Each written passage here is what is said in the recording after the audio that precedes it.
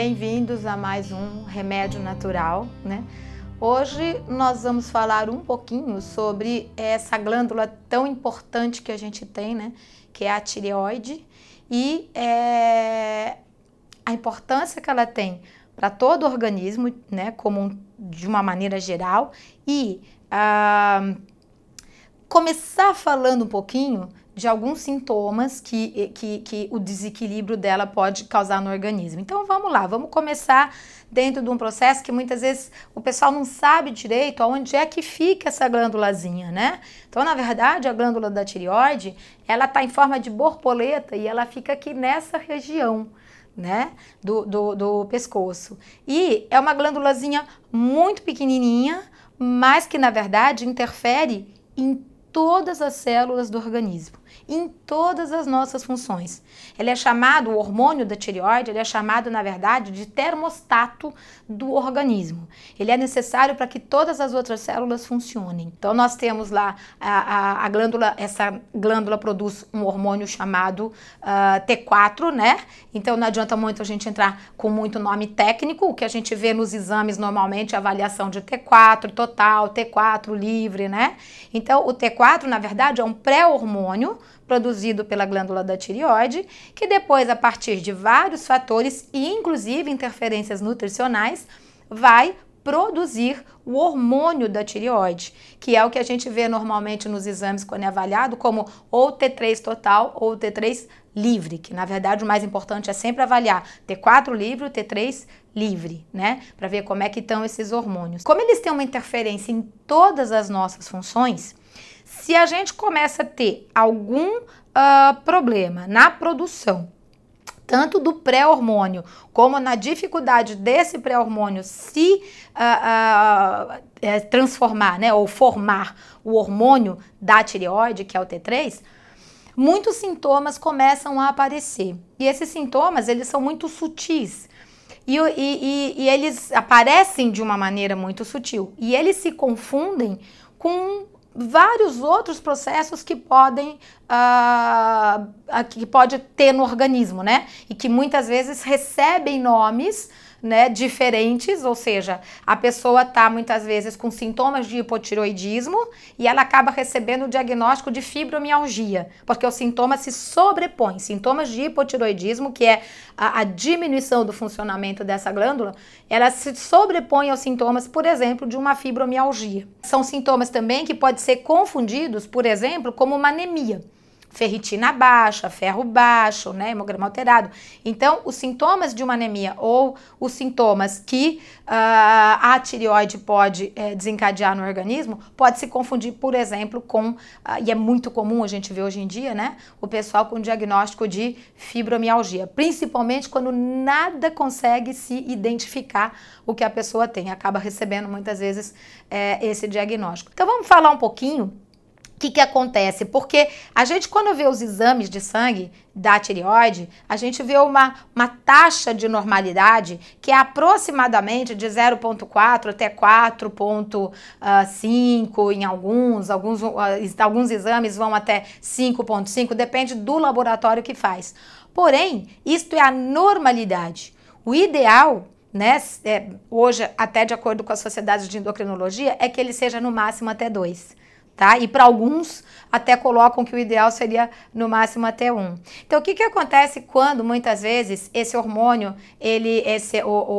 o estimulante, né? O TSH, que é o estimulante da formação do hormônio, ele tá normal, mas ele tá um normal muito mais perto do máximo. Muitas vezes isso já é chamado de hipotireoidismo subclínico, né? Aí, o que acontece dentro dos sintomas possíveis, tanto do hipotireoidismo subclínico, como de um hipotireoidismo mesmo, onde realmente existe muita dificuldade de produzir o hormônio, e aí o estimulante já começa a aumentar muito no organismo. Que sintomas a gente pode ter? Alguns sintomas bem clássicos do hipotireoidismo são queda de cabelo, né? Muitas vezes unhas frágeis, quebradiças, estria nas unhas, aquelas unhas cheias de risquinhos, né?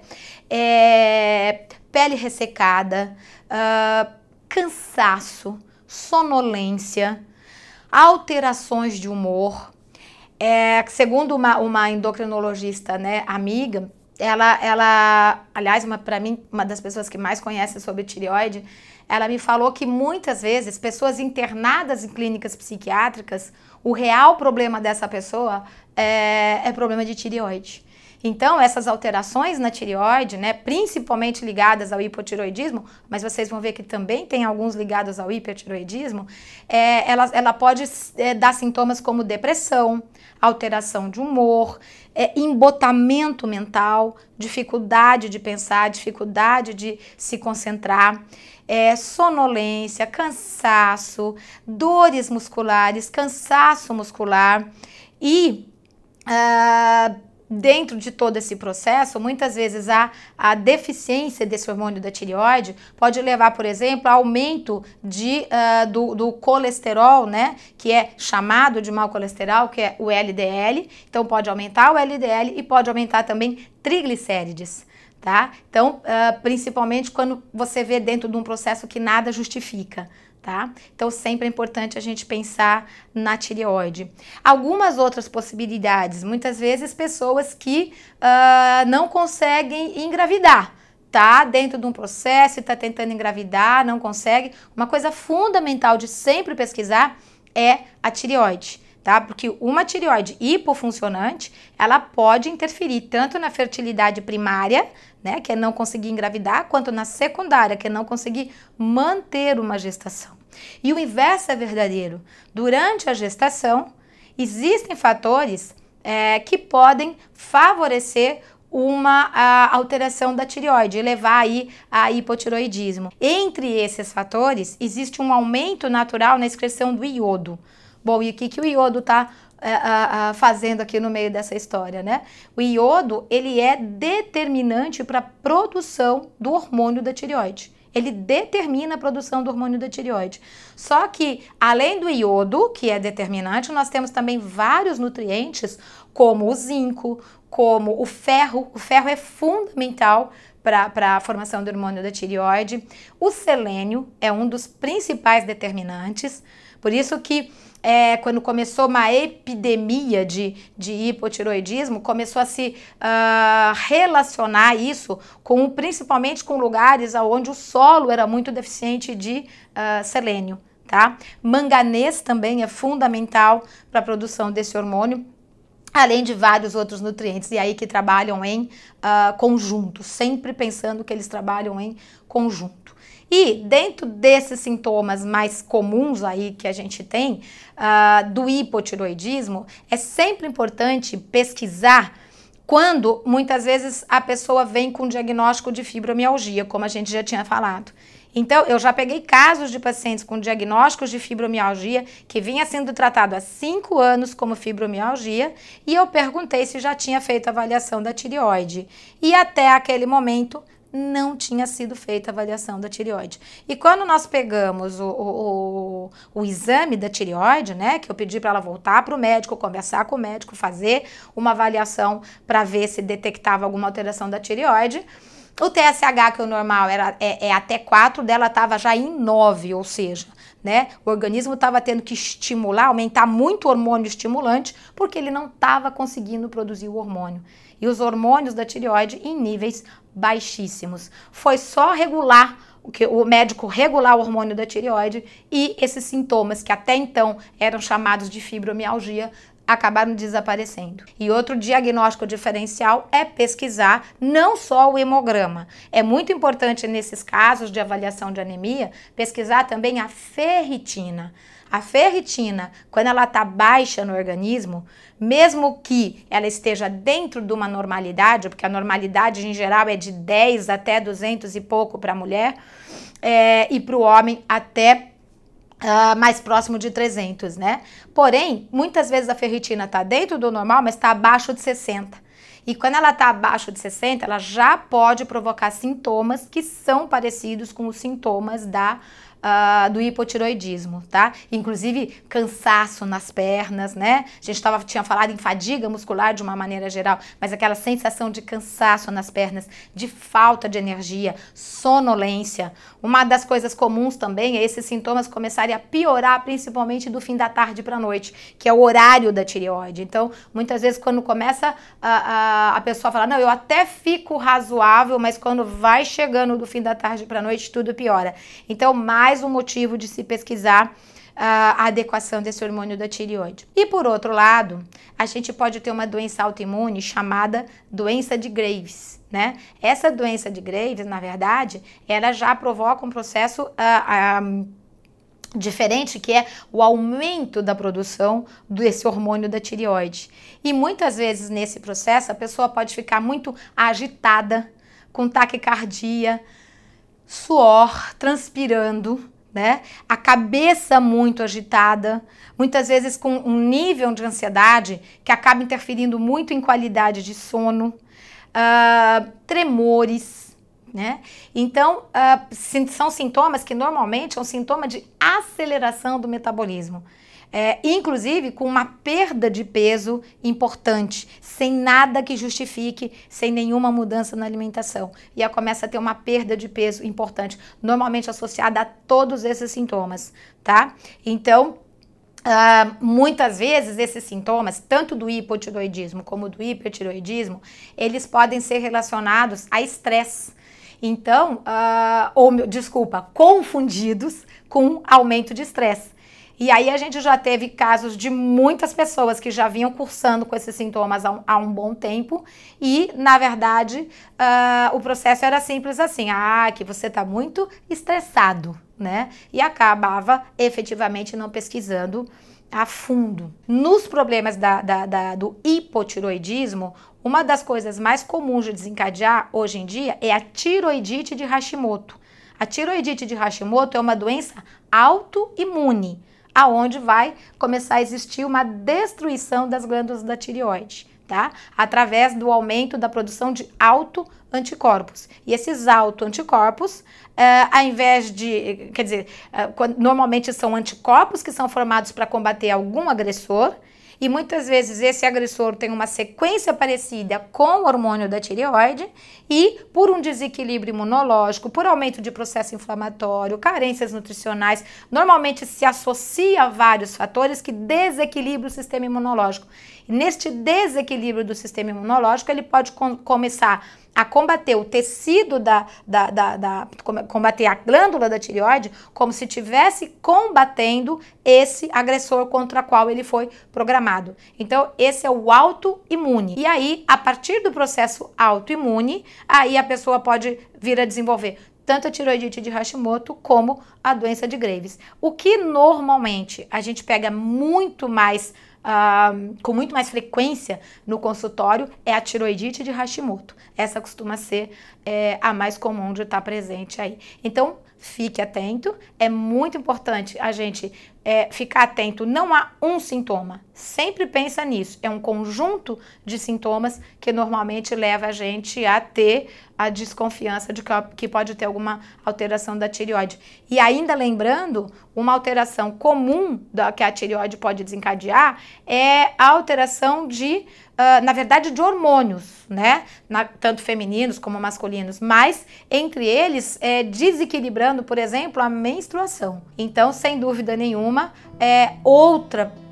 outro sintoma possível é prestar atenção nesse equilíbrio hormonal.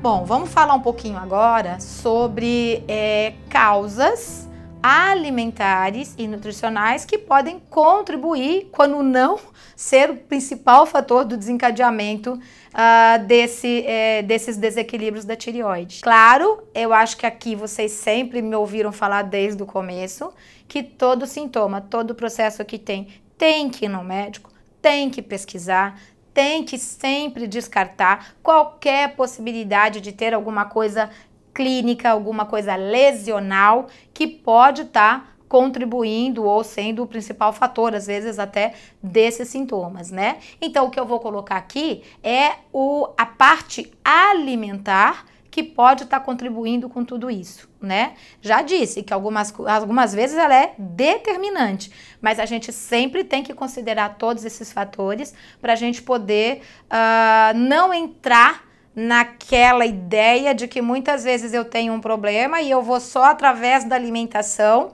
fazer uma reversão dele. Então, assim, sempre é importante a avaliação, tá? E quando necessário, muitas vezes o medicamento. Muitas vezes também esses medicamentos podem ser dados quando eu vou mudando a causa por um período e depois a gente consegue reverter. Como eu vou falar um pouquinho daqui a pouquinho com vocês sobre o que aconteceu comigo. Porém, a gente não pode abrir a guarda. Tireoide determina, lembra disso, os hormônios da tireoide determinam a função de todas as nossas células. Então, é muito importante ter isso sobre equilíbrio. Então, vamos lá. Causas alimentares. Lembra que a gente colocou que muitos dos fatores, e que é extremamente comum, essas doenças serem autoimunes, né? Então, dentro dos processos alimentares que podem interferir, a gente tem a matéria-prima que forma esses hormônios da tireoide. Então, o principal fator aí é, sem dúvida nenhuma, o iodo, né? E muitas vezes o pessoal me pergunta, toma iodo, não toma iodo? Normalmente o iodo é sempre uma coisa que eu deixo pro médico decidir. Até porque se a pessoa entra com iodo e não tem necessidade dele, muitas vezes pode até provocar um hipertiroidismo. Então é muito importante que tenha uma avaliação adequada e aí é importante a avaliação do clínico. Mas e na alimentação? O que a gente pode fazer para melhorar e para manter adequado esse iodo? Primeiro de tudo, sempre se preocupar que aquele sal que a gente está usando diariamente, de preferência um sal marinho, né, que ele seja iodado. Tá? Então, muitas vezes nós temos alguns sais por aí que nem sempre eles tiveram esse processo de ser iodado. E é importante, porque é uma das grandes fontes de adequação de iodo que a gente tem, é esse processo do sal iodado. Outra coisa, algas, né? Então a gente tem aí o iodo kelp, a gente tem algas de uma maneira geral que podem ser acrescentadas de várias maneiras na nossa alimentação e com certeza elas vão contribuir aí para essa adequação do iodo, tá? E alimentos do mar, de uma maneira geral, também acabam oferecendo essa quantidade adequada aí do iodo. Agora, o iodo é importante, sim, na verdade, como a gente falou, é determinante, mas outros nutrientes também são determinantes. Sem o ferro, não se forma o hormônio da tireoide, tá? Sem o selênio, não se forma o hormônio da tireoide. E alguns outros nutrientes que contribuem consideravelmente para a formação desse hormônio, né? Então, nós temos o manganês, nós temos a tiamina, nós temos, que a tiamina é a vitamina B1, né? Temos também aí o zinco, que é fundamental.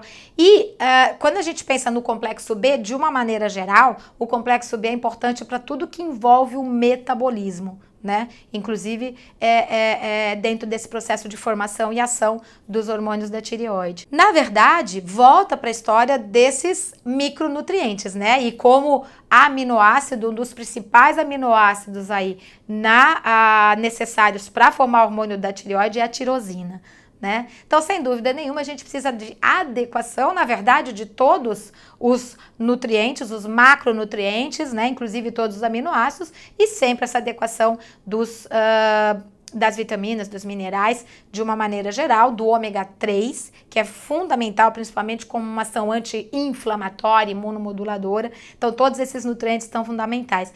Mas tem um fator importantíssimo aí, e que vocês já cansaram de me ouvir falar, que é a microbiota saudável, né? Então, a microbiota saudável, ela vai produzir células chamadas de tolerogênicas, que além de tolerar agressores alimentares, ambientais, da microbiota, etc., ela tem uma ação fundamental, que é produzir o FOXP3, que é um fator que evita a formação de autoanticorpos. E a maior parte dessas doenças que podem interferir na tireoide são autoimunes, né? Então, sem dúvida nenhuma, essa adequação da microbiota que vai manter o processo imunológico adequado, que vai determinar 70% da formação das nossas células de defesa, que vai determinar a formação de substâncias anti-inflamatórias, evitar as pró-inflamatórias, enfim, que leva a um processo que vai ajudar o organismo a controlar processos inflamatórios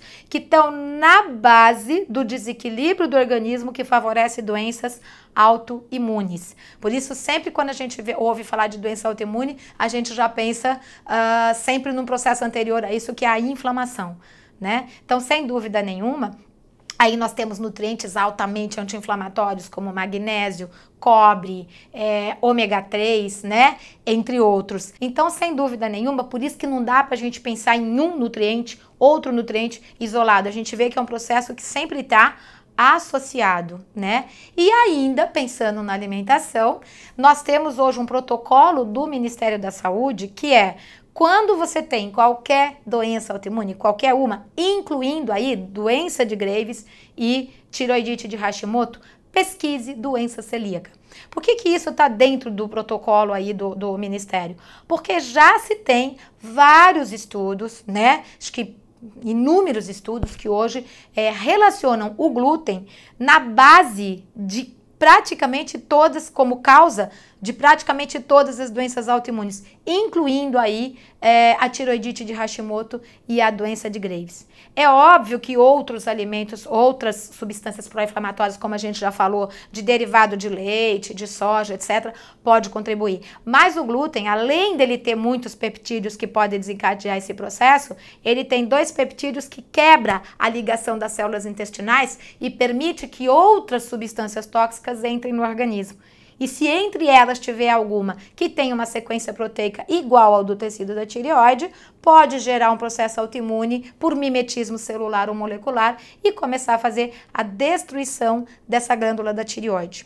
Outro fator importantíssimo é alimentos como a soja têm substâncias que inibem a captação de iodo da tireoide, tá? Assim como outros alimentos também têm, como uma linhaça, como as que são chamadas de crucíferas, couve, repolho, rúcula, enfim, couve-flor. O que acontece aí? Normalmente os alimentos, principalmente essas brássicas, que são uma das coisas que mais evita câncer no organismo, são super boas para o organismo.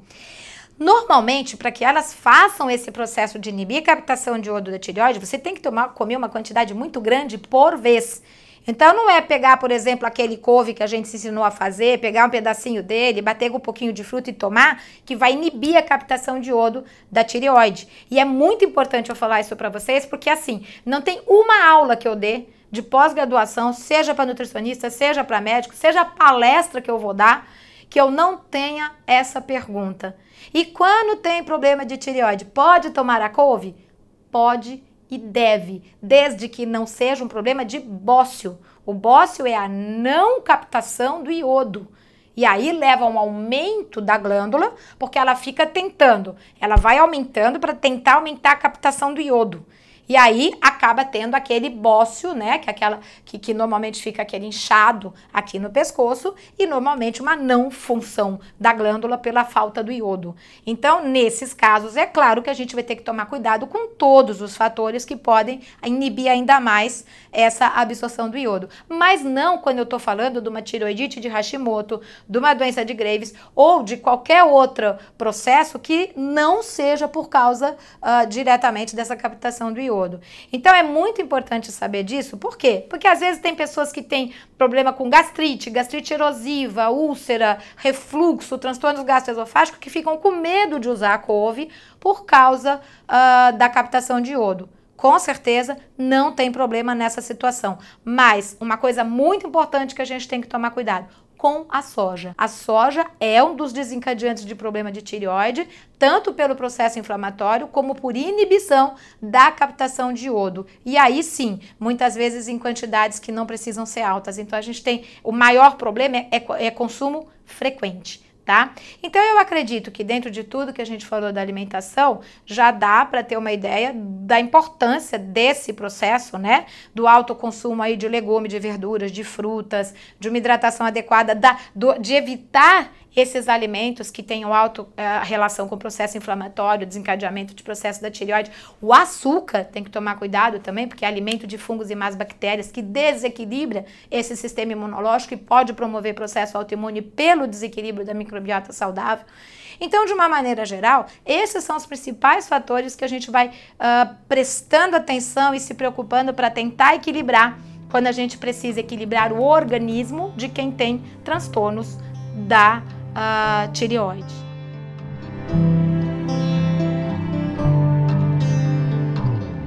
Bom, gente, para finalizar,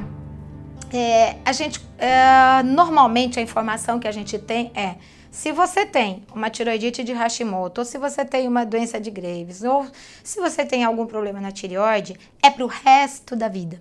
Tem aquelas coisas que a gente costuma ouvir com muita frequência, né? E uma coisa que eu sempre acreditei é que quando a gente nasceu, de uma maneira geral, a gente nasce para funcionar e não para não funcionar. Então, a partir do momento que eu não estou funcionando bem, alguma coisa está errada dentro desse processo. E se eu tenho alguma coisa que não é legal, eu tenho que me preocupar em entender por que isso pode estar se desenvolvendo no organismo.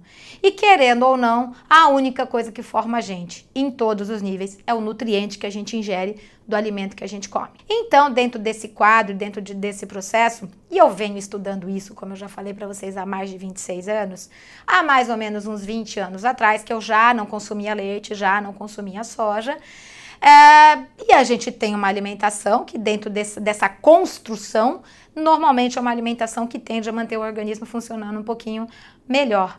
E do nada começou a me alterar sintomas que estavam relacionados principalmente à parte hormonal, né? Desequilíbrio de hormônio feminino. Quando começou a alterar, e é uma coisa que nunca tinha alterado na minha vida, a primeira coisa que me veio na cabeça, e até por causa de toda a clínica que a gente vinha acompanhando dos pacientes, eu falei: pesquisar a tireoide, primeira coisa. Só que, quando eu pesquisei a minha tireoide, eu já estava com o TSH em 9. Lembra que eu falei que o normal é próximo de 4 pontos? Isso normal, o ideal sempre abaixo de 2. O meu já estava em 9. Os hormônios alterados. Os anticorpos contra a tireoide, o que é o normal? De uma maneira geral, tem o anticorpo antiperoxidase e o antitireoglobulina, e o normal é até 30. O meu antiperoxidase já estava em 1.200, a antitireoglobulina já estava em 500, e eu estava com nódulos na tireoide. Ok, bom, já estava com tudo, não tinha mais nem o que pensar, né? Obviamente, teve que entrar com medicamento naquele momento, porque eu estava com tudo muito alterado, e surpresa, né? Porque, de uma maneira geral, meu organismo não tinha muito sintoma, o que não é comum, como eu já falei para vocês dos sintomas comuns da tireoide. Aí, fazer o que agora? Bom, o que eu sempre ouvi? Não tem o que fazer, tem que tomar remédio para o resto da vida. Ok, mas o que a gente também já sabe? Que a partir do momento que você quebrou uma tolerância imunológica a ponto de desenvolver uma doença autoimune, o organismo está pronto para desenvolver a próxima doença autoimune. Então, eu já estou com todo o quadro de desequilíbrio pronto para desenvolver a próxima. Tanto é que é comum você ver uma pessoa que tenha artrite, é comum ter artrite psoriática ou psoríase artrítica. E normalmente essa mesma pessoa já tem uma tiroidite de Hashimoto e de alguma maneira tem ou teve algum outro processo autoimune. Então, quando você quebra essa tolerância, é fácil desenvolver a próxima. Então, a minha maior preocupação nesse momento foi: não quero ter mais nenhuma doença autoimune.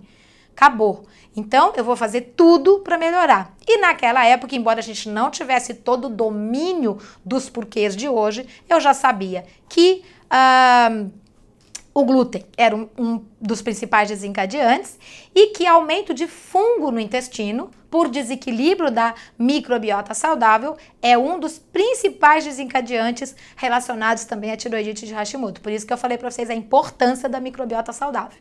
Ok, aí o que faltava para mim? Tirar o glúten, que até então eu não tinha tirado, e efetivamente tirar o açúcar, nem de vez em quando eu comi naquele momento, quando eu estava naquele quadro, e as outras coisas de uma maneira geral eu já fazia. E aí eu me preocupei com uma coisa muito importante, e aí a importância de procurar um profissional especializado é uma suplementação adequada. Então fiz umas suplementações de vitamina, de mineral, de ômega 3, de probiótico e vamos lá, vamos tratar este organismo, equilibrar o organismo, voltar a ter tolerância imunológica, tolerância a agressores, evitar autoanticorpos, vamos tentar melhorar todo esse processo. E nesse processo de melhora, eu levei 5 anos, mágica não é, né? Eu levei 5 anos. Mas nesse processo de melhora, chegou uma hora que os autoanticorpos contra a tireoide negativaram. Os hormônios regularizaram e os nódulos desapareceram. Ou seja, em 5 anos eu consegui reverter o processo. Hoje faz 15 ou mais de 15 que eu não tomo mais medicamento, né? Até hoje, por enquanto, pelo menos, nada aconteceu, não voltou, né? O funcionamento tá aparentemente até agora adequado, sem sintomas, né? E aí vem aquela história. E agora? Reverte ou não reverte? Né? Então, com certeza, dentro desse processo, a gente sabe que pode, sim, ser revertido. Mas, e casos que, por melhor que a pessoa pode fazer, ainda assim o comprometimento acabou não tendo um resgate da função a ponto de não se livrar do medicamento? Uma das principais fatores, como eu já falei, é evitar a próxima doença autoimune. Então, a hora que você equilibra o organismo, que você desinflama esse organismo e que ele volta a funcionar, se você conseguir reverter, maravilha. Mas se não conseguir reverter, evite a próxima doença autoimune. E, a partir de um processo nutricional e equilibrado, tenha a melhor qualidade de vida possível, mesmo dentro da situação de ter que tomar um remédio continuamente. Acho que de todos os medicamentos que existem, esse acaba sendo um dos que, se realmente a gente não conseguir se livrar dele, acaba sendo um dos que menos tem efeito colateral, desde que seja acertado a dose hormonal. Então, sempre essa preocupação, obviamente, sempre com o acompanhamento do médico. Tá? Então, mesmo dentro do controle nutricional, nós não tratamos a tireoide através dos nutrientes, nós equilibramos o organismo de quem tem o problema da tireoide. E a partir do momento que este organismo funciona, essa glândula, que faz parte desse organismo e está em conjunto com todos os outros hormônios, ela pode voltar a ter um funcionamento adequado, sim. O meu caso é caso de vários outros pacientes. Do lado inverso, tem um livro, inclusive, de uma médica chamada Amy Meyers, que ela tem um livro sobre doenças autoimunes e as reversões possíveis, né, através do controle de processo inflamatório. E no caso dela, quando ela conta no livro, ela foi exatamente o contrário. Ela estava, inclusive, no 2º ano de medicina. E aí ela começou a ter um processo que ela falava que ela parece que não dominava mais o corpo, que era muita agitação, a cabeça não parava de pensar, ela não conseguia dormir, e muito suor, e tremores, e aí aquele cansaço, porque parecia que ela estava trabalhando na enxada o tempo todo, né? E aí ela ia nos médicos, eles falavam, é porque você está estudando muito, é o estresse. E ela falou que isso, depois que ela conseguiu descobrir que ela tinha realmente essa doença de Graves, que era um processo autoimune, e que, normalmente, o que sugerem para fazer nesses tratamentos é um processo muito sério, porque, na verdade, é uma destruição da tireoide. Então, ela fala assim, não, peraí, não é isso que eu quero para mim, não é isso que eu quero para minha vida. E ela foi e começou a estudar, e, na verdade, em todos esses pontos que a gente discutiu aqui, e começou a reverter e conseguiu reverter a doença dela. Só que ela falou que isso serviu para ela, como médica, ouvir o paciente. Quando o paciente chegava e conversava com ela. Ouvir o paciente, que o paciente tinha mais domínio do corpo dele do que a pessoa, né, o médico que estava lá ouvindo. E que ela aprendeu a partir daí a ouvir o paciente e pesquisar fatores que poderiam reverter essas doenças autoimunes. Eu achei muito interessante que foi uma doença que, na verdade, foi o inverso da minha, né? O que eu tive foi o que levou para um hipotiroidismo. O dela levou para um hipertiroidismo. E as buscas para mudar esse processo foram as mesmas. E a gente acabou descobrindo neste caminho, na verdade, uma reversão do problema. Quando, na verdade, a informação que a gente tem é que isso é impossível. Então, sem dúvida nenhuma, eu acho que o mais importante em qualquer situação é recuperar o equilíbrio do organismo. Recuperando o equilíbrio do organismo, aí a gente vai deixar pelas possibilidades que aí a gente tem, né? Mas o que não pode é deixar de pesquisar, deixar de tentar e ouvir o seu organismo, né? Percebe o organismo, que aí a gente consegue ter uma ideia melhor para que caminho a gente vai para procurar ajuda, para recuperar esse organismo e para ter a melhor qualidade de vida possível, física, mental e emocional, ok? Até a próxima!